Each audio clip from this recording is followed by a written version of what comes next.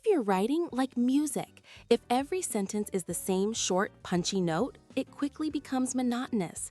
To create a real rhythm, you need to be an architect, and the most powerful tool you have is the complex sentence.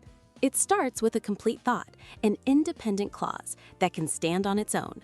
For instance, the hikers reached the summit. Solid. But what about the journey? Now add a dependent clause, a phrase that can't stand alone.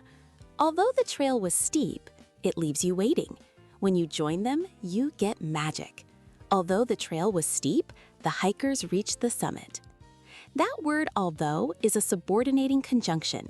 It's a special connector like because, if, or when that builds relationships between ideas. Mastering this isn't just about grammar, it's about transforming basic reports into engaging stories.